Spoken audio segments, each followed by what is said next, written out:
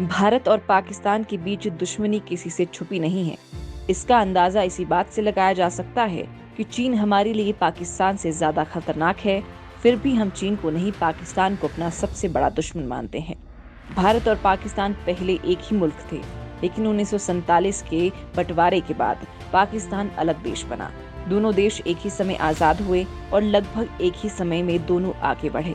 लेकिन आज भारत कहाँ खड़ा है और पाकिस्तान की हालत तो किसी से भी छुपी नहीं है। दोस्तों, आज हम भारत और पाकिस्तान के दो अलग अलग वैज्ञानिकों के बारे में बताएंगे। हमारी स्टोरी को देखने के बाद आपको अपने हिंदुस्तानी होने पर गर्व जरूर महसूस होगा। इतना ही नहीं, आपका सीना फक्र से चौड़ा हो जाएगा। दोनों देशों के ये दो ऐसे वैज्ञानिक हैं जिन्होंने अपने अपने देशों को बुलंदियों पर पहुंचा दिया।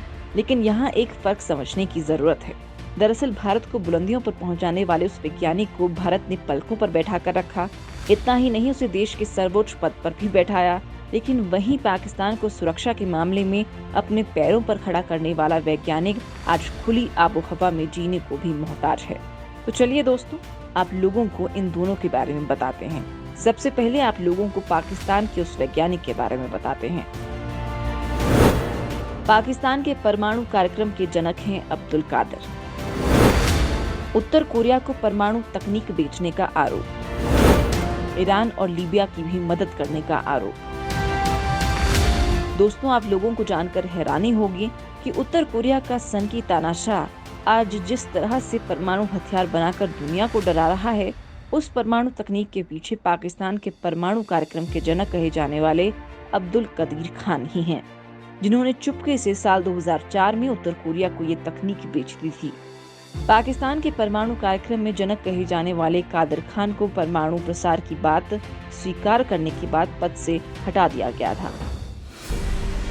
पाकिस्तान के तत्कालीन राष्ट्रपति और सैनिक शासक रहे परवेज मुशर्रफ ने 2001 में खान को देश के परमाणु कार्यक्रम के प्रमुख पद से हटाने के बाद 5 साल तक नजरबंद रखा। उसके बाद 2004 में उन्हें गिरफ्तार कर लिया गया। बाद में उन्हें घर पर ही नजरबंद किया गया। उन पर उत्तर कोरिया और ईरान जैसे देशों को नाभिकीय संवर्धन की तकनीक बेचने में कथित भूमिका के आरोप लगे। 2009 में जब पाकिस्तान की एक अदालत ने उन्हें मुक्त घोषित किया, तब उनके आने जाने पर लगी रोक को खत्म किया गया। लेकिन वो आज भी अपने घर में ही कैद है।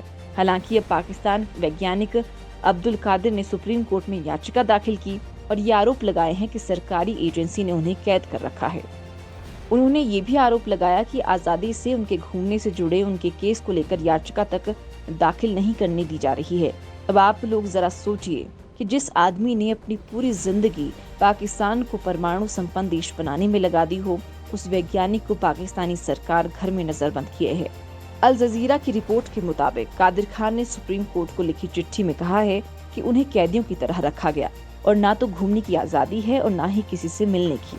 खान ने पिछले साल भी एक याचिका दाखिल की थी, जिसमें उन्होंने कहा था कि अदालत देश के आदेश के बावजूद उन्हें निगरानी में रखा जा रहा है। इस पर पाकिस्तान की सरकार ने तर्क दिया था कि कादिर खान की सुरक्षा को लेकर ऐसा किया जा रहा है। ये है पाकिस्तान का चेहरा। अब जरा भारत के उस वैज्ञानिक की बात करते हैं जिसने देश को परमाणु संपन्न बनाने के लिए अपनी पूरी जिंदगी दे दी। भारतीय परमाणु कार्यक्रम के जनक हैं अब्दुल कलाम। भारत में मिसाइल मैन के नाम से जाने जाते हैं कलाम।